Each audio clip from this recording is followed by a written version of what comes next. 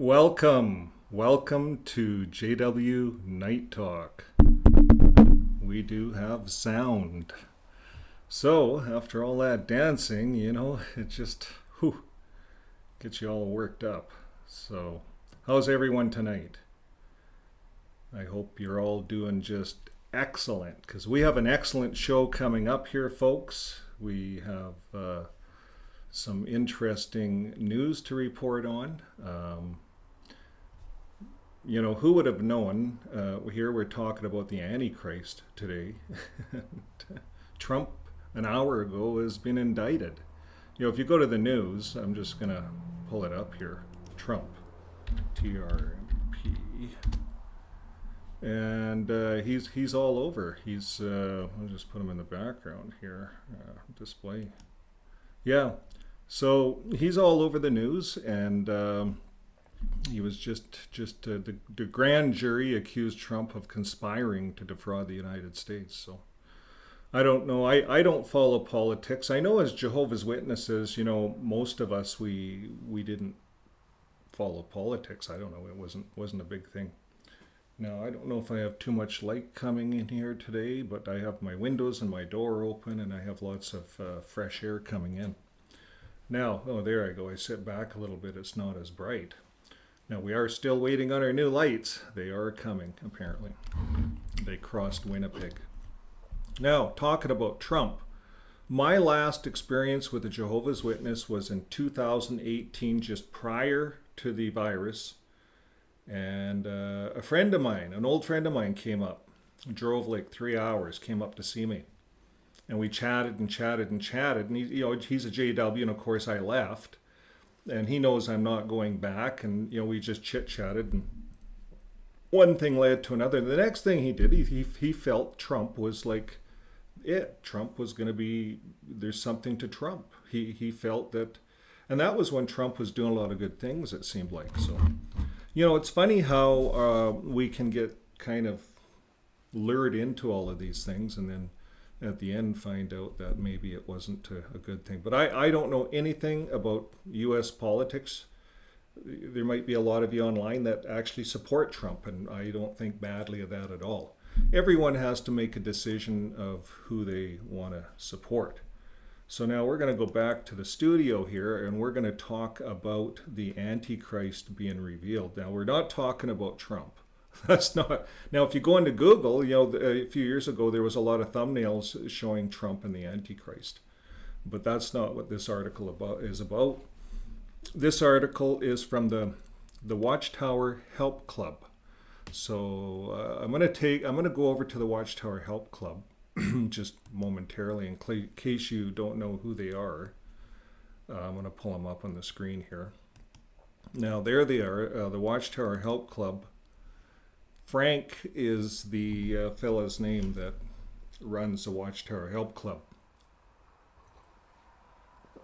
Now, Frank sent us an email just the other day, and Frank has some good news. Now, if you've been following the Watchtower Help Club, he has 996 subscribers now, 9 videos out. Watchtower Help Club is anonymous, and we don't really know who it is. The name Frank Annan for anonymous is kind of a play on that, but we go by Frank. And Frank said he's releasing a new movie on Saturday night. So if you haven't yet subscribe. I can't tell you much. In fact, I am going back to this screen because I'm going to pull up an email. Frank authorized me to repeat a part of his email. So here's what Frank says. Frank says, I'll be releasing a new video this Saturday, Jehovah's Witness Reality TV Series 1 Episode 4. And the name of this video is called Tell All Part 1, because there's another part to this. And here's the most interesting thing that Frank said. Frank said that this is my most ambitious video project to date. In it, I intend to dismantle the Watchtower's house of cards, leaving nothing standing. So go on to Frank's site there. I'm just going to close this, and I'll show you his site again. Here it is. Here's Frank's site, Watchtower Help Admin. So Watchtower Helper at Watchtower Helper is how you can Google it either way. You should get it. So we'll put a link to it in this video as well, so that you can subscribe and not miss that video that's coming out Saturday. So anyways, the information that we're touching on today is actually from the Watchtower Help Club, and this is some of the information that Frank put together. Now, in case you don't know much about Watchtower Help Club and you haven't followed some of my other shows, Frank used to work in the writing committee in Bethel in New York, and he worked right in there with them writing. So he's all familiar with writing. He's a writer, a really good writer at that, and his goal on his sites is to provide us, you and I, the audience, with information to help us wake up. And for some of us, we just come out and we're not sure, and we go back in and we're not sure, and we come out and check the internet and we're not sure. Well, Frank here, he used to work alongside the brothers in Bethel. And so he understands how we think, and his writing is kind of humorous in a lot of ways. So we're going to look at this a little later on here. Now, we're also going to look at Rutherford, and we're going to get a little look into Rutherford and some of the history on Jehovah's Witnesses. But before I do that, I want to go to the live and just check on who's all on. So there's a lot of people on there. Now, just so you know, I'm going to get up and just shut my door here. Just excuse me.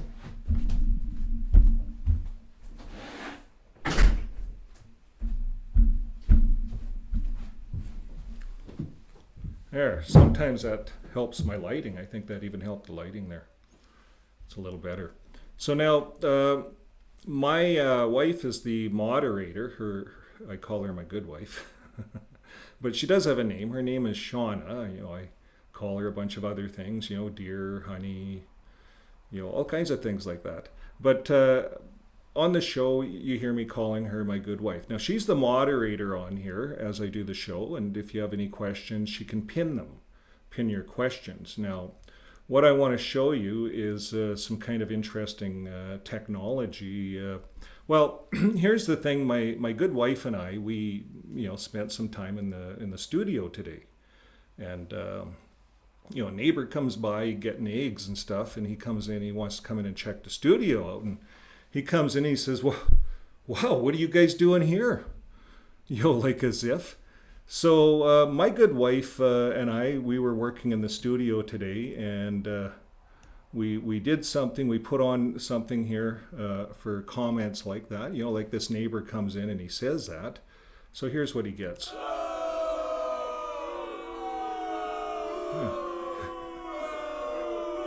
Yeah. So these are some of the buttons we have on our studio now. So, if you guys figure that someone needs booed, or maybe I need booed because I'm out of line, say boo on there. My wife will put that on, my good wife, and then I'll boo myself. Now, I'm only allowed to use this one, she said, once, maybe after my music at the beginning. I forgot to use it actually. But if someone online makes a really good comment, everyone online is going to do this.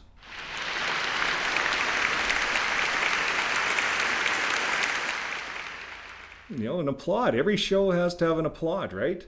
So now, what else do we have on here? Oh, wow. So if, there's kind of a Rutherford thing and a Watchtower thing, maybe we do this.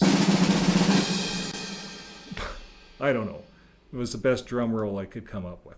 So that's what we do in the studio, folks, if you're wondering. We create things. We create buttons and stuff. Not like what my neighbor was thinking about. He was away out to lunch. He was away out. But we're hard at work here creating movies and intros, and we have an interesting outro. Now, I even have some cool buttons here for some groovy music.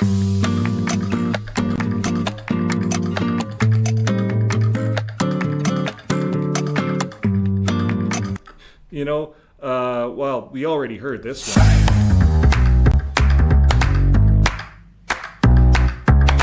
And, of course, if I get boring, just tell me that I'm boring, or just get that up there and say you want some background music. And I can give you this. I can turn it up a bit. Got it in the background there a bit. So then I'm talking, and it gives you guys some background music to listen to while you're chatting. The speaker's a little boring. He's kind of off topic today, so give us some music. Just tell the moderator these things. And I got all the buttons here, so I can have fun with them. And I suppose we should probably get down to our show today, and that's what you guys all signed up for. So here's the show. We talked about the Watchtower Help Club. We talked about his new movie coming out on Saturday. And to prepare us for what we're going to talk about next, the Antichrist being revealed, we have to look into a mystery. And Jehovah's Witnesses, they have discovered the mystery. It was in the book, The Finished Mystery Book. Has anybody online ever read The Finished Mystery Book? It's this book that Rutherford got put in jail for. Well, let's look into this. Let's get a little bit of insight right from jw.org. We're going to put them online here. I'm going to get it all set up. Looks like I can only do it like that. That's fine. Okay, here we go. And I am going to disappear on the screen. We're going to play a couple of minutes of this stuff, so just bear with me. What this is going to show us is that Rutherford was a sneaky character. Now, my good wife and I, we have a podcast section. We call it The Apostate and His Wife. And she's wearing the cape, of course, because she's a superstar when it comes to that stuff. But anyways, I'm just along for the ride, and we're reading off this Bravo site all about the transcripts, court transcripts, and all kinds of stuff on Rutherford. And he had barricades up in the Watchtower when he took over, when Russell left. It was a mess. It was a complete mess. It's not like the Watchtower tries to flip things. Remember that. We talked about David Splain. We're going to see this Yahoo for a little bit here. So just look at this stuff. It's some history. They get part of it right. And if you want to get the rest of the story, you can go onto our podcast. So I'm going to disappear here, and I'm going to turn my desktop audio on.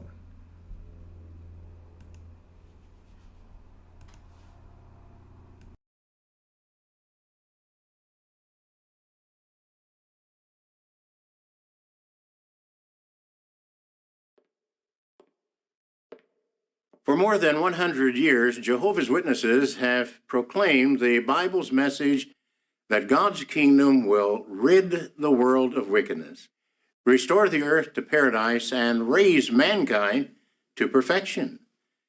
Sharing this way. 2 months after Russell's death, Joseph Rutherford was appointed to oversee the work. Rutherford had been a close associate of Russell, traveling with him and speaking in his defense. Like Russell, he believed that the good news had to be preached. He was dynamic and could not be intimidated. Yet not everyone appreciated these traits, even among the Bible students. Brother Rutherford, he was an entirely different personality, brusque in manner, and he didn't fear to tread on anyone's toes.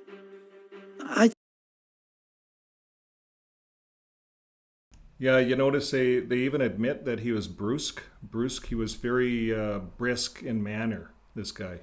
So he was an alcoholic. We're going to read some stories about him later if we have time.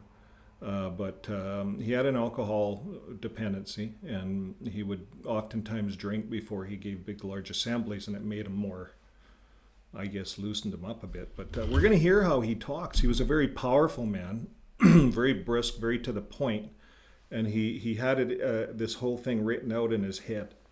and he was the guy. So this was the start of the organization. Now, if you're most of you online know a lot about Jehovah's Witnesses, but if not, this is the guy that brought in the no beard policy, and there was a definite distinction. And I don't want to stop a lot in the video, but I'll let you see it. But you notice how the Watchtower makes a distinction between the Russellites and the Rutherfordites. They called them Rutherfordites at one time. So we had the two forces. Rutherford was in prison, and he got all these ideas in prison. He was mad. He was super mad at the governments. And when he came out, he made the governments, he turned them into wild beasts because they put him in prison, right? Basically, to make a long story short, he finished Russell's book on the finished mystery. And we're going to figure out what that mystery was in a little bit from Watchtower Help Club, from Frank. And anyways, Rutherford, he took over. He laid siege to the fort, kicked out. They had security all around. There was a whole fiasco going on, and he took control. He was a lawyer, and he legally did it.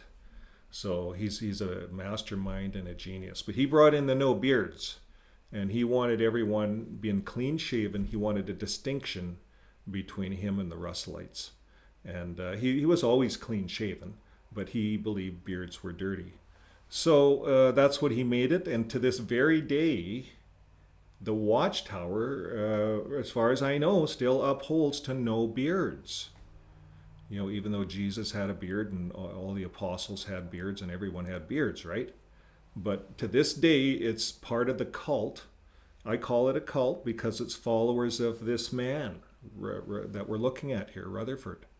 And I call it the Rutherford dance. We've all been doing the Rutherford dance since the guy started the religion, because he started a brand new religion. And let's take a look at how the Watchtower puts it. I think this had a tremendous test on the brothers, because they were really worshipping the creature more than the creator. Rutherford directed that Russell's notes for a seventh volume of Studies in the Scriptures be compiled into a new book called The Finished Mystery. On the day that the book was completed and he had a supply in his office, he arranged for the brothers to put one at each table place in the dining room. And so when the family came down to eat, each one had a copy of the book, The Finished Mystery. Some were quite curious about it and wondered what it was all about and enthused about it, but there was already a growing tension in the family because some of the responsible brothers sort of resented Brother Rutherford. Some of them had ambitions for themselves, so they used the occasion to bring accusations against Brother Rutherford for having gone ahead and published this without their permission and their knowledge. And the result was eventually about a 5-hour tirade against Brother Rutherford, where a number brought a lot of unjust accusations against him. Brother Macmillan tells that, well, that day they left the... So if you were part of a big corporation back then or any time, because that's what Watchtower was. Russell died. And I don't know if a lot of people know this, but when Russell died, they opened up that safe that you see Rutherford sitting beside. That safe had, in today's currency, it had $2.3 million unaccounted for. It was like dirty money in a sense. It wasn't run through the tax system. And what happened when Russell was alive? People loved him. He was a good speaker, and he was very well loved, even though he was having an affair on his wife, Maria, and she was left in the dirt. But he kept that all. He actually made Maria the evil slave, if we look at some of the earlier history on Russell. Now, Russell divorced his wife and then wanted a younger wife. So he was having an affair with that girl. What was her name? Can't even remember her name. But anyways, what's interesting is when they came across from the ocean, Russell and his father and his mother, well, Russell's father, when he got here, divorced his mother, married a girl 10 years younger than him, and Russell himself married her sister. So So his father's second wife and Russell's wife, Maria, they were sisters. Interesting. So there was this thing back then where once they had a wife for so long, they could kind of discard the woman and just go get another one that's 10, 20 years younger. And it seemed like that was how it was for older men and rich men. And you got to remember, Russell came from a very prominent and wealthy textile business. His father owned this textile business. And so Watchtower makes it look like Russell did a big thing and invested this all for the brothers. They had a secret gold mine as well. And the gold mine, there's a whole story about the secret gold mine they had. But anyways, back to the story. It is quite interesting when you do the history on these guys. There's a lot of the rest of the story, and we have a lot of that on our podcasts.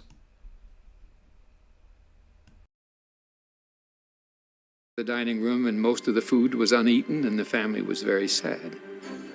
But in the community at large, people were taking note of the finished mystery.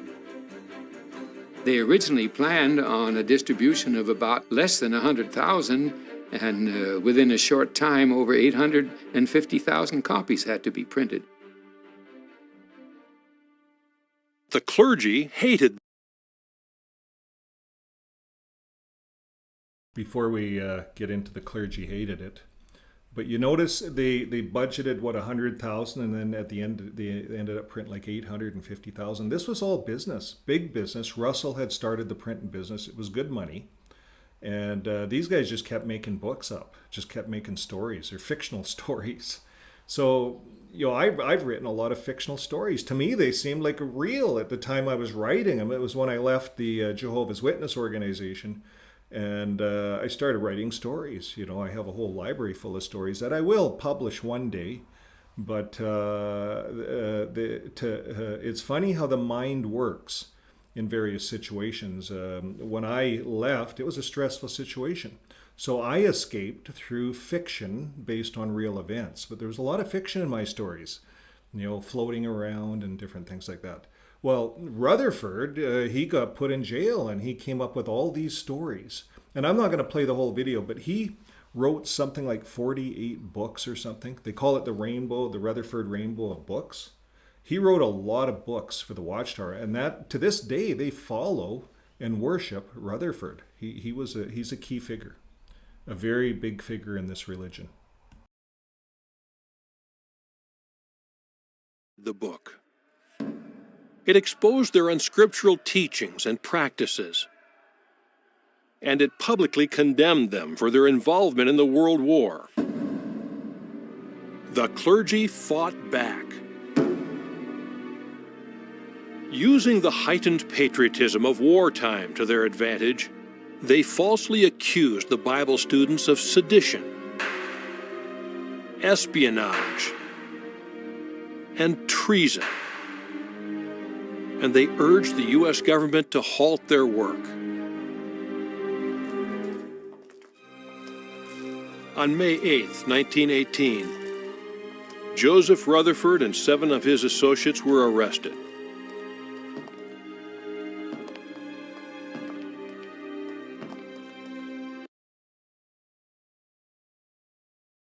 I think it's important to talk about the charges a little bit because they brush over it. Sedition, they make it look like it's a negative, or it's negative against the Jehovah's Witnesses or against Rutherford.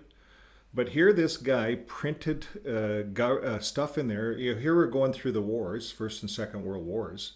And so the U.S., they're very cautious at the time of any kind of spies and things like that. There was a lot of tension. And here this wingnut takes over the religion. These other guys didn't even have a chance to review the book, and he printed it and ran off 100,000 copy, and he had control of the Bethel. He sieged it, so he had all the printing presses, probably, or something.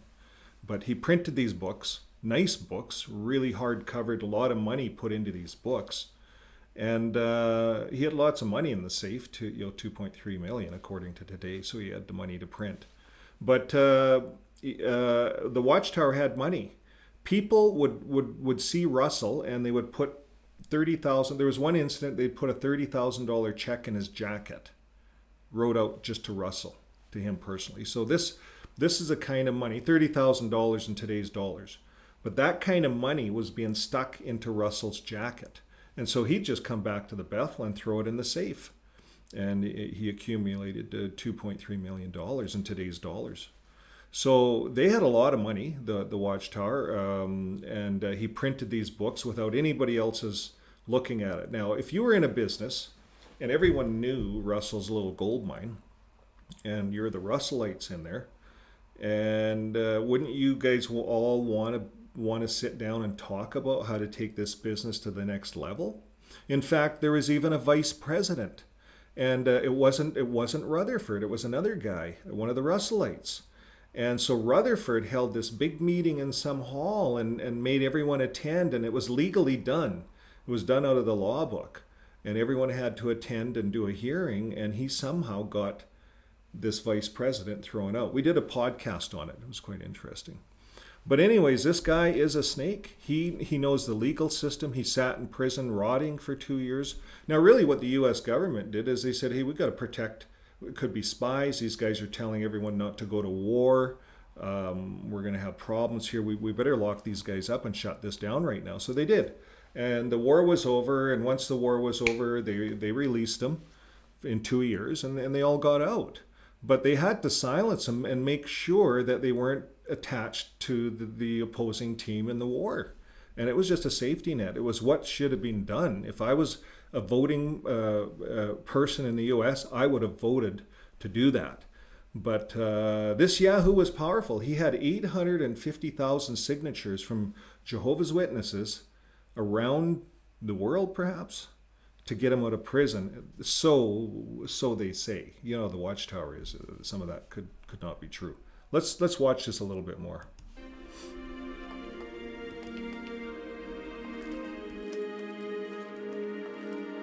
On June 20th, they were convicted on 4 counts of sedition.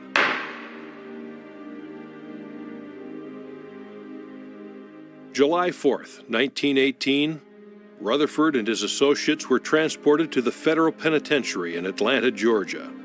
The sentence? 20 years in prison. George Fisher, Hugh McMillan, Robert Martin, Frederick Robeson, Joseph Rutherford, William Van Amberg, Clayton Woodworth.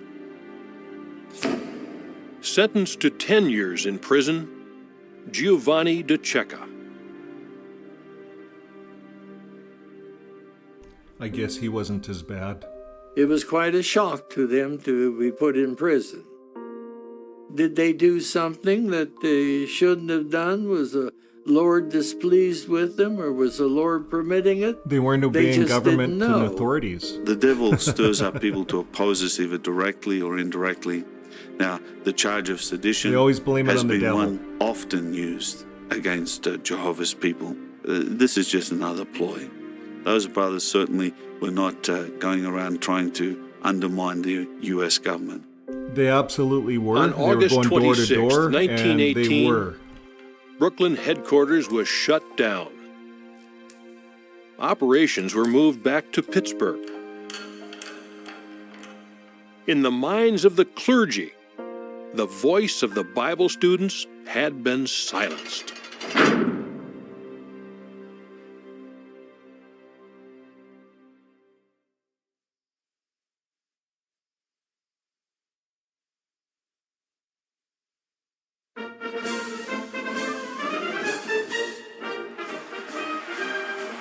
On November 11th, 1918, the World War ended.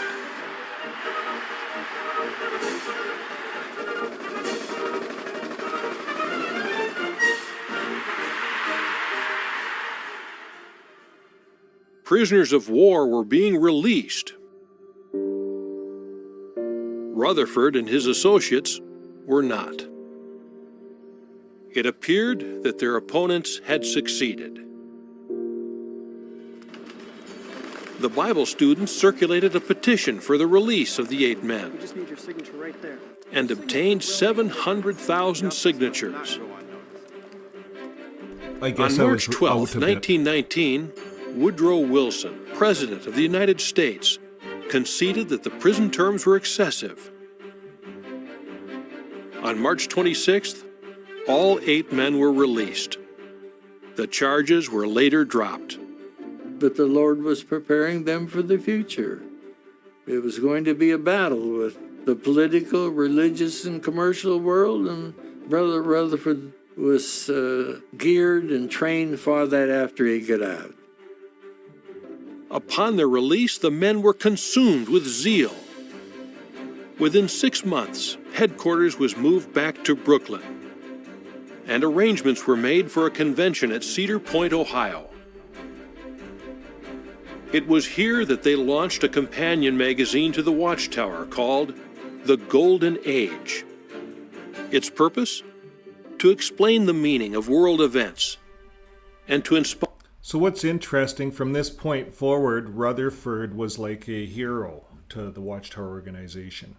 And even in the Revelation book, they have all this assembly in Ohio labeled as one of the trumpets blowing in the book of Revelation. That's how they deciphered the book of Revelation. That's a whole nother story that we're not going to talk about today. But I think we've maxed out on what I want to talk about here with the Watchtower, just to give you a little insight into this Rutherford character. And we're going to talk a bit more about this Rutherford character. This is from the, this information is thanks to Watchtower Help Club, and I just wanted to touch on this portion here.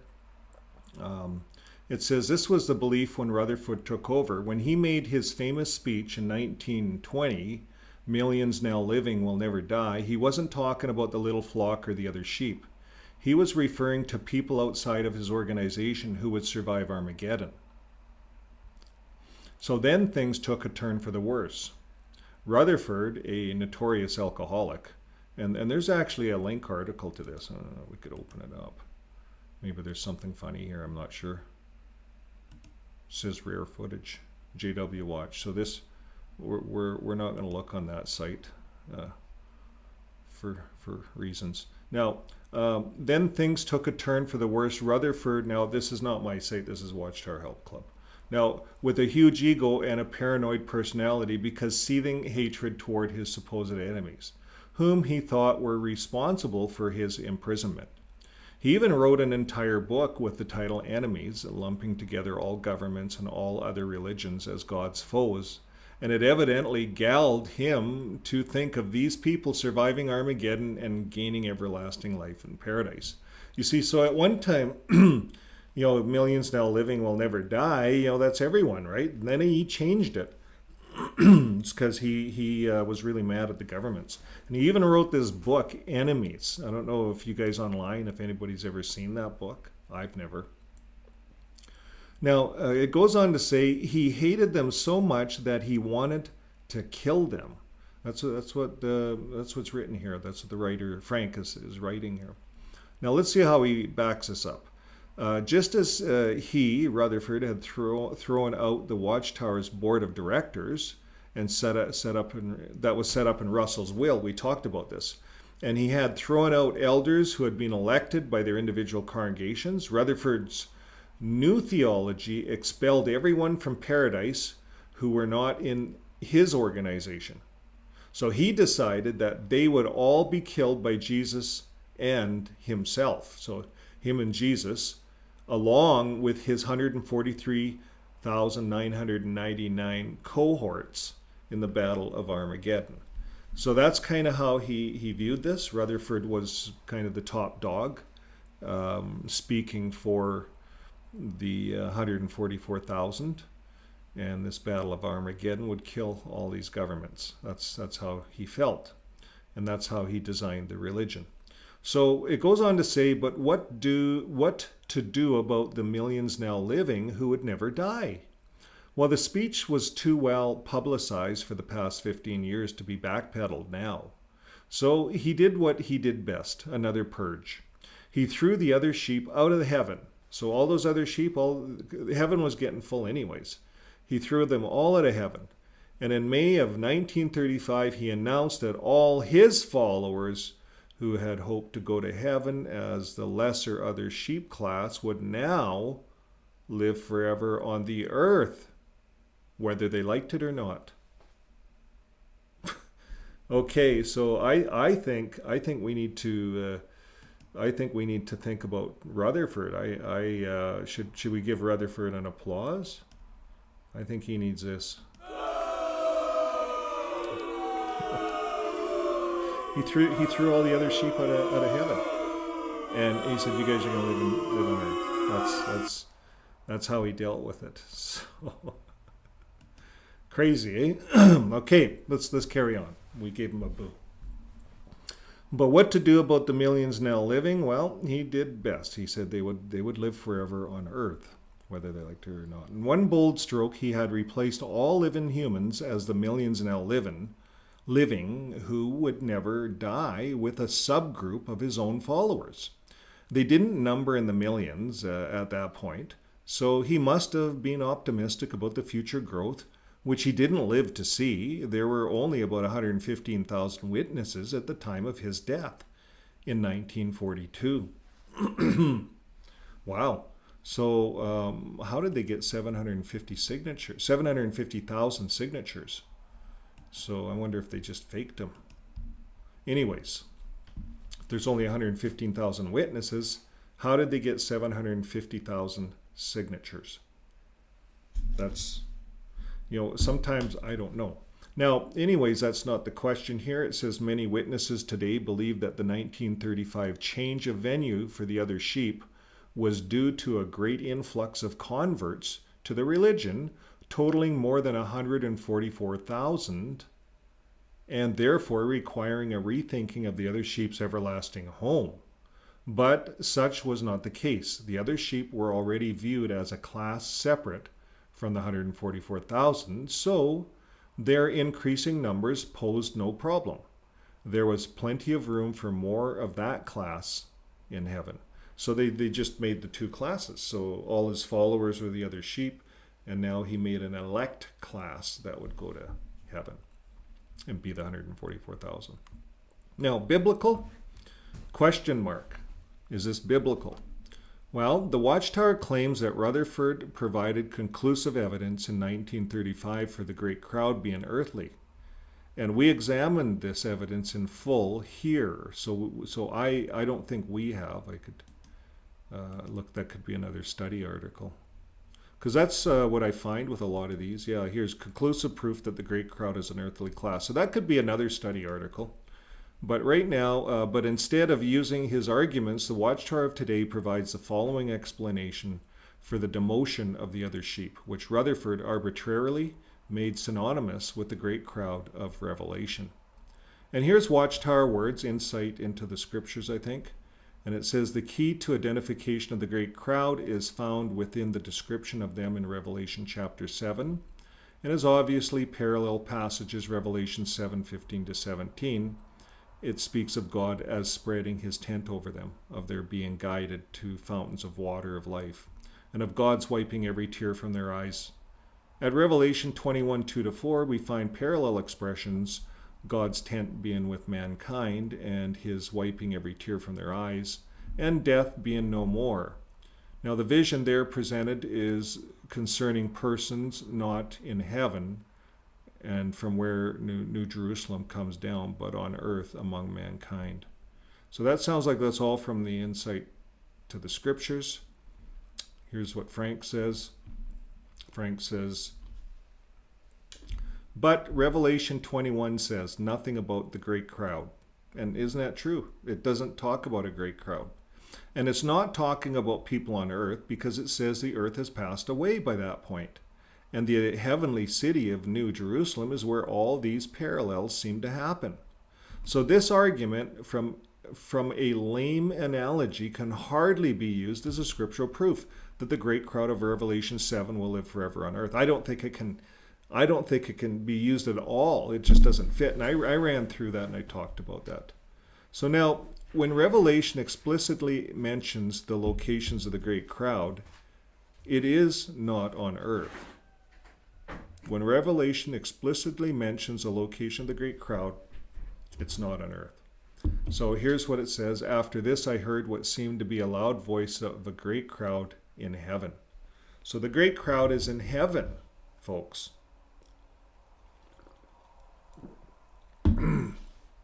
So Frank here has promoted all of us ex-JWs, JWs. Frank has showed us how we are all promoted back to the original spot we should be going. Heaven. That's what the Bible says. Okay, so now let's go back down. Revelation 19:1, New World Translation. That's what he's saying. That's from New World Translation. So Frank is saying there are no scriptures in the Bible that hold out a hope for individuals to live forever on earth. And I agree. Now, he says, as for the meek inheriting the earth, the Watchtower says that this does not refer to the other sheep. Rather, it means that the anointed will own the earth when they are in heaven. And this is from Insight on the Scriptures, Volume 1, page 1201. Now, we could go there. Let's go there just to show you that he's not teasing us. We're going to go right there. Here it is. And we're in the Watchtower Library here. And it says, the anointed members of the Christian congregation are spoken of as having a heavenly inheritance, sharing Jesus' inheritance as his brothers. And this includes the earth. So I'm thinking that's what he's meaning. That seems to be how it's linked in.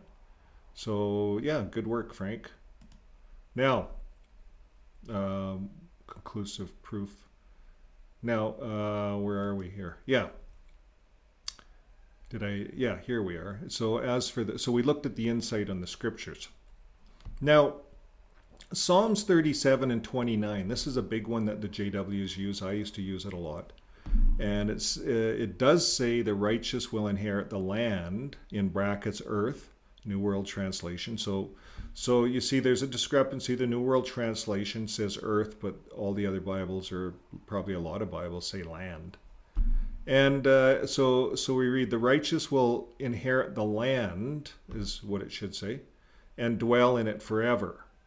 But this is from the lyrics of a song upon whose poetic license no sensible Bible student would base a core doctrine.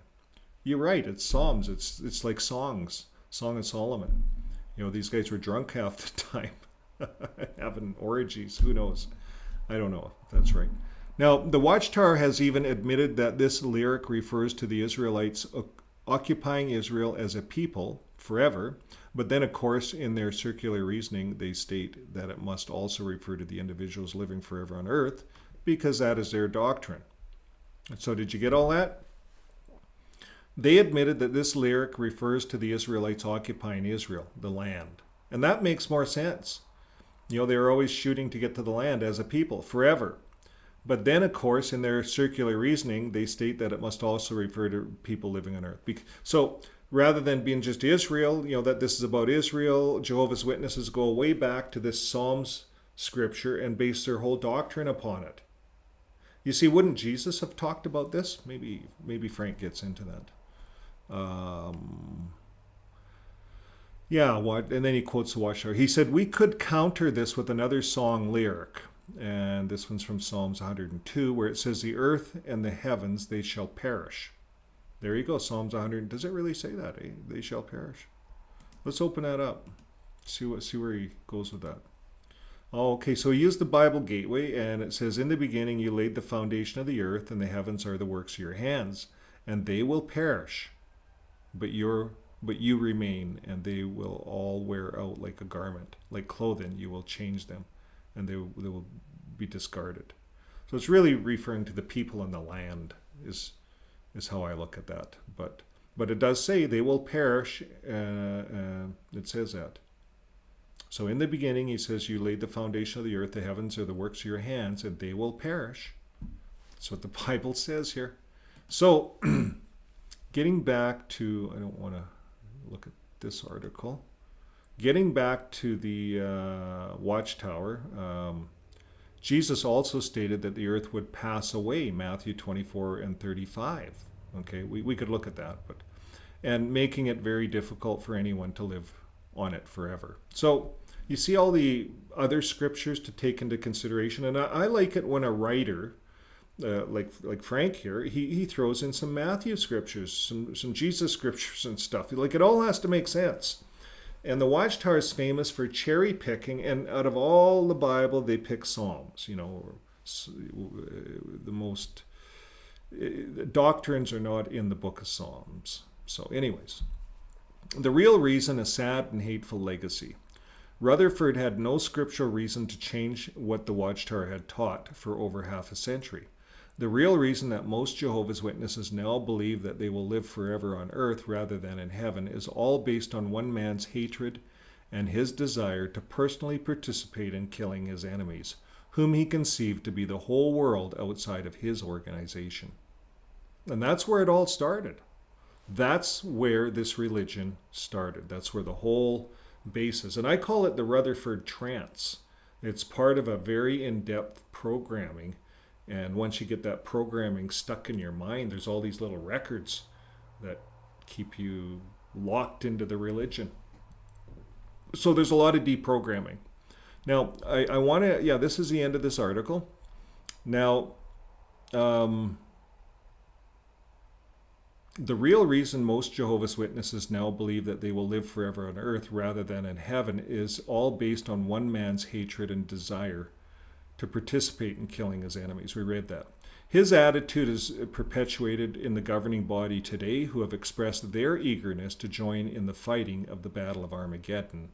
And there's all kinds of links here, folks. If you want to go back, I can post this article with this video. And you can go and do a little bit more research if you, let's say you want to research this. He takes you right to the JW websites and stuff. And but anyways, it says where all the non-JWs will be killed and witness firsthand their burning bodies, which they've likened to the horror of human hot dogs. So he even gets into some videos. If you click these links, he'll show some videos. And this, of course, includes the killing of babies. And then he actually pulls in the audio file of, was that Stephen Lett saying babies are evil? But he says, no wonder they consider babies enemies of God. They think it will soon be their duty to dispatch them in his name. But for a charge, we will let Watchtower have the last word on the subject. The following quote concerns not the babies of unbelievers, but the children of Jehovah's Witnesses, ones who should be nearest and dearest to the governing body's hearts. Listen carefully for the unconditional love they claim to have. And this is from the Watchtower of 1987, April 15th, pages 12 to 13. Emphasis is added. So, should even youths consider baptism? Well, recall that Jehovah told the 6 armed men in the vision, old man, young man, and virgin, and little child, and women, you should kill off to a ruination.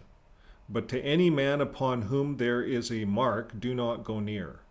Of course, children too young to make a dedication would be protected by a parent's mark if that parent is striving to bring the children up to love Jehovah, and if they are obediently responding. Obediently, kids, responding. Yet, if a child is intelligent enough to make a personal decision and has reached the point where he or she knows how to do what is right, do not presume that he or she will continue to indefinitely under the merit of his parents' mark. So children, as soon as you're old enough to make a decision, what's right and wrong, you're under your own merits. You could die. So that's kind of how they put it. Now, he says it is besides the point here that this itself was an obvious misinterpretation of what Jesus meant. The little flock simply referred to Jews and the other sheep to Gentiles. Doesn't that make sense, folks? So what Jesus meant was the little flock referred to the Jews and the other sheep referred to the Gentiles, quite simply. It's not this fictitious belief system that Rutherford started, and it's carried on to this very day. So there's a lot of other articles here that you can look at. Now we're going to get on to the article that everybody's been waiting for. And sorry, I'm just trying to adjust my camera. I might move my table back a bit. And so I'll go like that maybe. Yeah. this next article is the Antichrist revealed. So I want to go online. Is there any comments here? Any pins I should be looking at? Does anybody need an applaud? Do I need a boo? So I want to say hi to everyone. We have a celebrity in the house tonight. JW Thoughts. Wally is in the house. I think that we need to get back into the studio, and this is for Wally.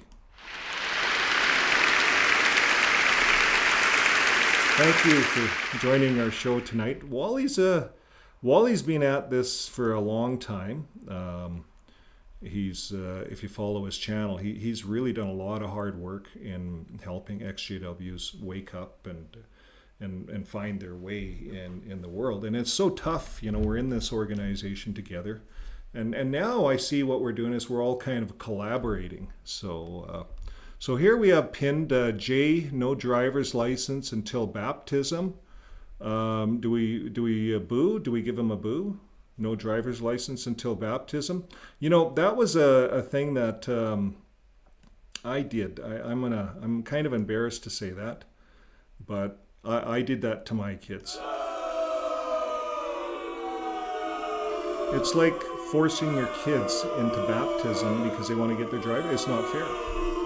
So there's a lot of booing over this. This is not a good thing. It's manipulation is what that really boils down to. So yeah, thanks for that pin, Jay. Really good. So if you're, thank you for joining, everyone. If there's too many people online to pick everyone's names up, but I want to say hi to everyone, and thank you for attending, for being online, for being in the chat. So we're going to move on here to the probably the most important part of the program. What you guys all signed up for is the Antichrist, and to see how Frank is teaching us something here. So here we go. I'm going to move into here, and we're going to roll down here together. Maybe this other, no, that might not be better. Well, kind of. No, I'll go back to this screen. It's fine. If your eyes are really good, you can read along with me. Now, the Antichrist reveal. I'm just going to read it. There's a little bit of humor in here, so let's go for a ride. So here he says, for nearly 2,000 years, folks have been wondering who the Antichrist is that is mentioned in the Bible. Well, it's been a great mystery. But with the help of the Watchtower, I think we can solve the mystery right here and now. So the Watchtower of June 15th, public edition, Antichrist Exposed, it says the Antichrist is not an individual, but a collective term. People or organizations making up the Antichrists that spread lies, deny that Jesus is the Christ.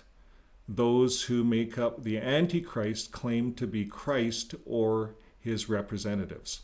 So that's what the Watchtower has said, and keep this in the back of your mind as we move on. So those who make up the Antichrist claim to be Christ or his representative. I know what you're thinking, because the same things come to my mind, but let's see what Frank says. Frank says, so the Watchtower has kindly identified the Antichrist for us as an organization that, number 1, spreads lies, number 2, denies that Jesus is the Christ, and number 3, claims to be Christ or his representatives. Does that sound like any organization we might be familiar with? Well, we were all thinking it. We already proven that the Watchtower organization lies, and the governing body frequently and unabashedly claims to be Christ's representatives on earth, and they have usurped Jesus' role as the mediator for the great crowd of the anointed or the unanointed of Jehovah's Witnesses.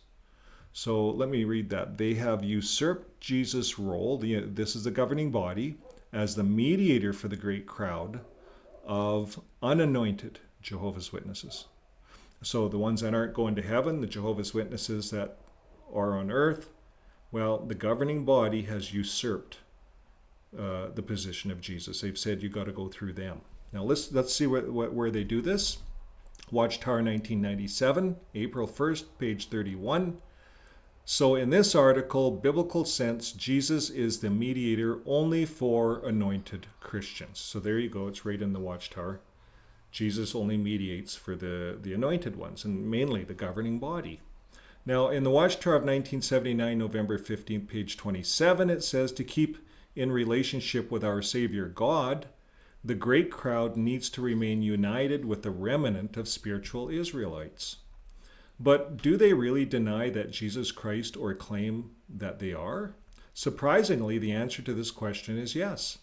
The Watchtower's mystery doctrine is little known to any outside of their anointed members. It goes like this. So this is kind of, I'm going to get in here for this. This is kind of not really known. Frank is kind of giving us some inside information, I think, from maybe when he was in Bethel working alongside these yahoos. So here it says, the mystery centers on who is the Christ. Now, according to the Watchtower, the Christ isn't Jesus. Did you get that? According to the Watchtower, the Christ isn't Jesus. He is only part of the Christ, about 0.0007% to be exact. The bulk of the Christ is made up of the 144,000 anointed, Jehovah's Witnesses. Anointed is Christ in Greek. So that's how they do it. So the word anointed means Christ in Greek. And if you're anointed, then you become part of the flesh of Christ, is how they're putting it. So it goes on to say, Frank says, the Christ is not considered complete until every last one of those 144,000 gets anointed and receives their heavenly reward. So they all have to die and go to heaven yet before Christ is complete. So an event the Watchtower calls the finished mystery. So this is the finished mystery. This is what's in it. Did you guys get that? So Christ is not considered complete until every one of the 144,000, Stephen Latt, David Splain, all those guys gets anointed and receives their heavenly reward. This is what the Watchtower calls the finished mystery. So the Watchtower of 1911, June 15th. Now we're going way back, but let's see what it says. Let's see what Frank points out here. It says, this is the Christ is composed of many members. The Greek word Christ corresponds to the Hebrew word Messiah. In either language, the significance of the word is anointed. This gospel age is a time in which the Messiah is prepared, the head of the Messiah. Therefore, very properly is first and following him the apostles, and all down through the age, the various members of the body. This age will end when the full number of the elect, so they used to call the 144,000 the elect, and they shall have been found and tested. And then the body will have been completed. When the Messiah is complete, the Christ will be complete. So that's how they kind of laid it out. They kind of laid it out like it's building blocks up until the end that Christ is complete. So Christ is just kind of like a figurative thing then, a label. Let's see what Frank says. Here it says the mystery is, this is from the Watchtower, by the way, the harp of God. So this is going way back, 1928, pages 186. It says the mystery is the Christ, the great one through whom redemption, deliverance, and blessing will ultimately come to all mankind who receive Christ and obey him. The Christ is composed of Jesus, the great and mighty head, and the 144,000 members. So that would be Rutherford's work, is making the Christ and building this image. And this is how he's seen it. So here's going back to the article. Frank says, if Christ came with a label of ingredients, Jesus would just be a footnote that read, contains 7 parts per million of Jesus. Well, that's less than the amount of carbon monoxide in the air that's considered safe to breathe. Or to take the Watchtower's analogy of man's body, if Christ were a 140-pound man, Jesus would be about 0.015 ounces. about as much as a toenail clipping. So that's about how much weight they're giving Jesus if you're just going to divide him into 144,000 parts per Jesus. So he put it into an Excel spreadsheet. Here's what it looks like. Here's the anointed Jehovah's Witnesses. Here's how big they are on the scale. Up to almost at 144,000. But here's Jesus. You can't see him. He's away down there.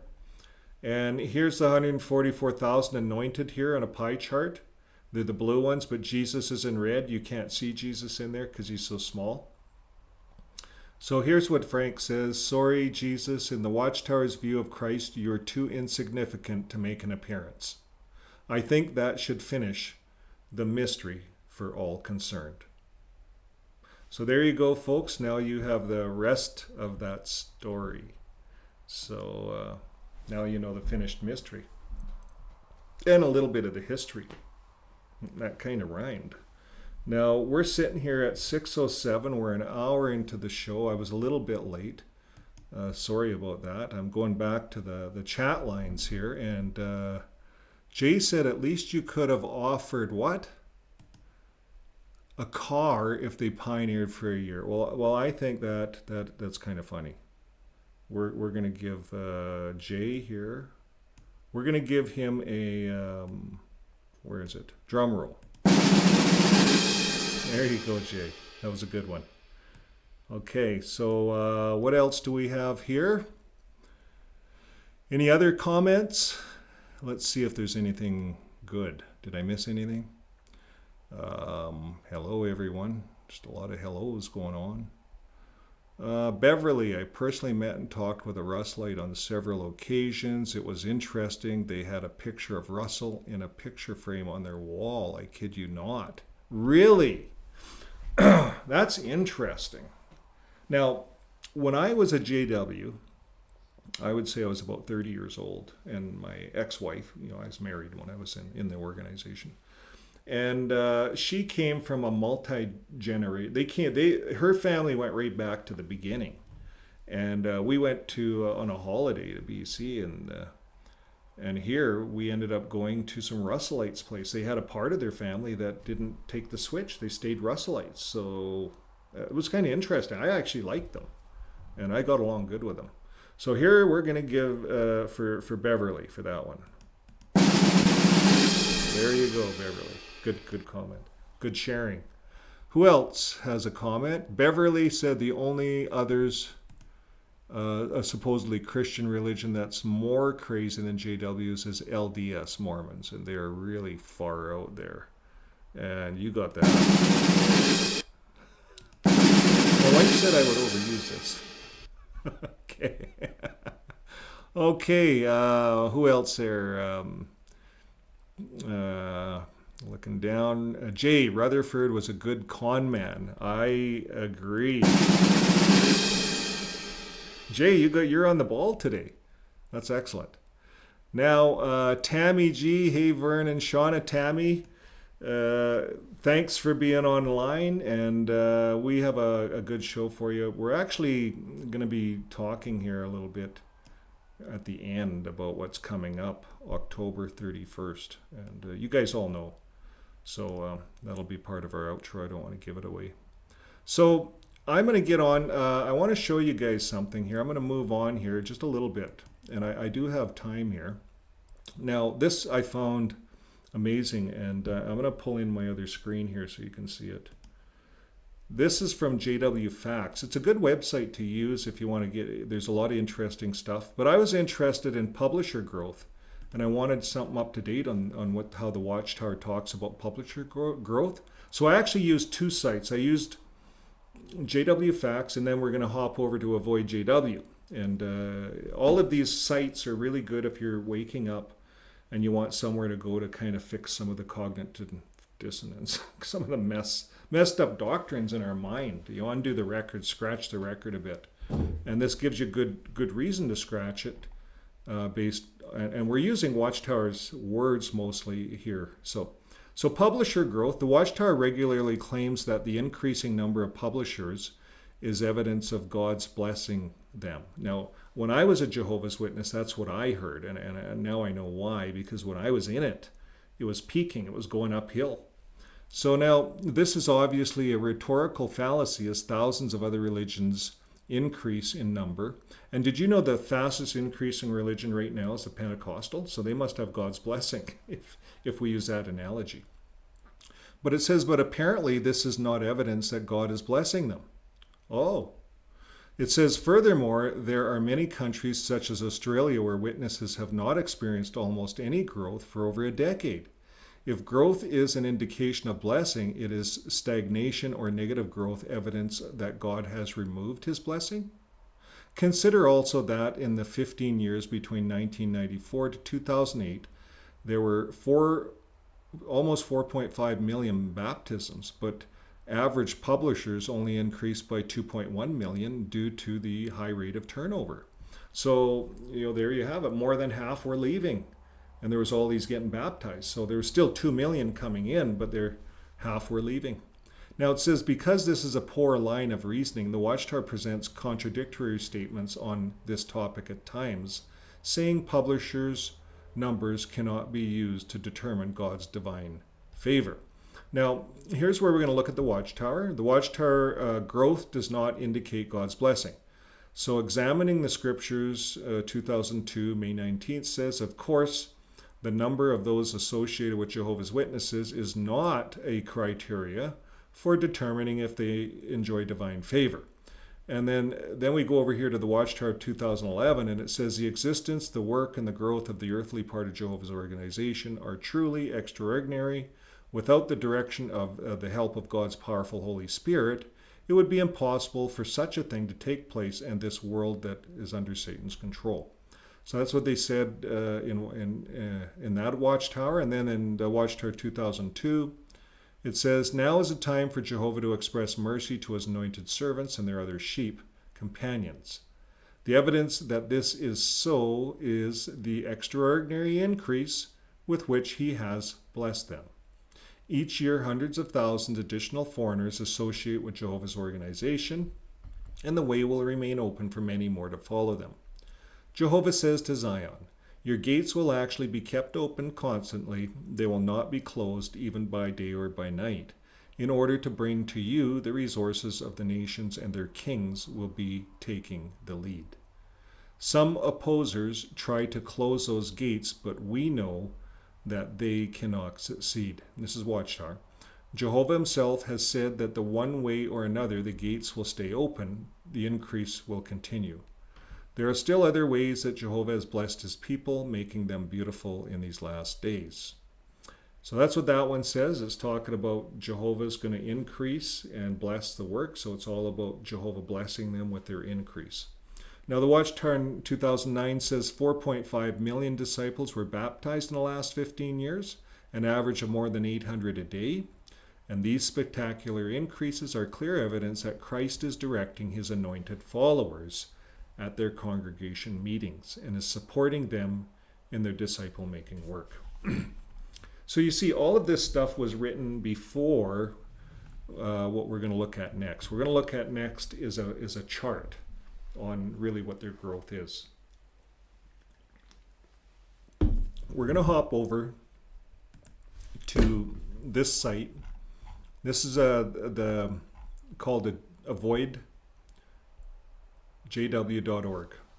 And this article is the decline of Jehovah's Witnesses. Their pandemic continues. So it shows a guy falling down, right? So now the statistics do not lie, deceive, and mislead. People, however, do, including the governing body of Jehovah's Witnesses. That's the opening statement. So it talks about a report that's good makes the bones fat, and it goes on to talk about some of these things. We talked about some of in the last articles, how the Watchtower says, yeah, growth is Jehovah's blessing. And then in that one Kingdom Minute, or that one daily text, they said it's not. Now, here's what's interesting. Here's the pie chart. Here we have like 100,000. It's a 3-year rolling average, new publishers. This is new publishers coming into the Watchtower. So this was going back to 2006, and it's on an uphill swing. You see my cursor. And by 2008, we're at 150,000. Then we peak here, 185 roughly thousand. I'm going to round them off. We kind of dip a bit here in 2010, but in 2011, it's the highest ever, and this chart shows 188,739. Now, I don't know how that works because some of the other stuff said there was 4 million getting baptized and 2 million leaving. So, but this is a chart, remember? And it's showing the new publishers that are coming on. So, as we roll down this roller coaster, you notice it's just going down, down, down, down, down. Now we're back. You see, back in 2006, that 2019, and that's right around the virus, it just plummeted.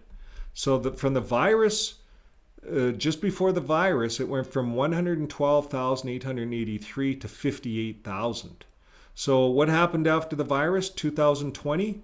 Well, in 2021, we're at 39,851. She's falling. And now in 2022, September of 2021 to August of 2022, we're at 14,658. We're way down here. Now, if you were to look at this chart, if it kept going here, it looks like by 2023, it's going below the line. Now, what he says to go this way with it. Can you? I clicked these buttons, but they didn't do anything. So anyways, maybe there's some new information coming out. That's pretty accurate, 2022, you know.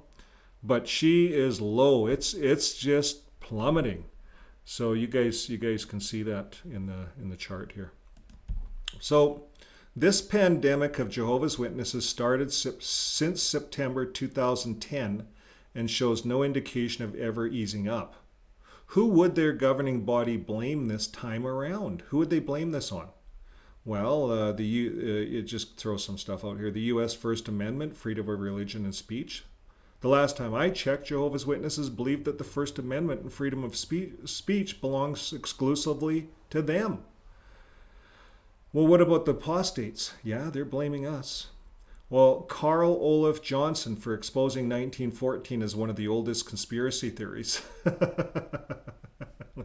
Let's give him we should give him a clap, but I'm not going to do that.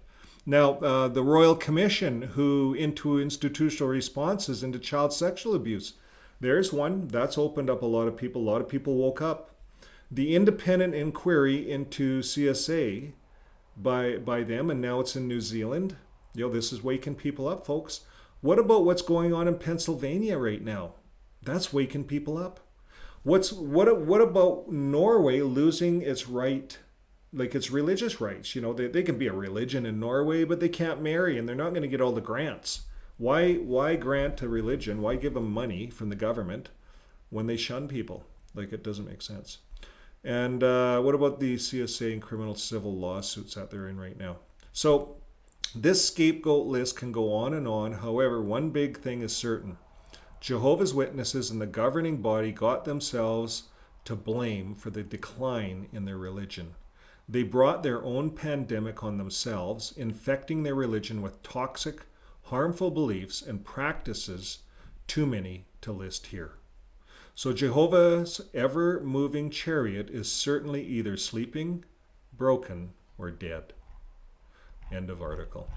So thanks for that, Avoid JW, for giving us a little glimpse into what's going on within the Jehovah's Witness religion and how it's certainly declining.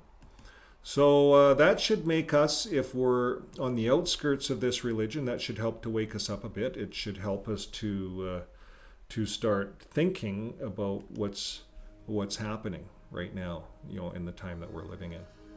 So, you know, this is where part of the program gets boring. So I put on some background music, and we can just kind of get prepared for our outro. Just kind of chat a bit, see who's online. So we have Hopcraft's online. And Hopcraft, he's been with us for a long time, since the beginning, I think. And he's here in Canada, in Quebec.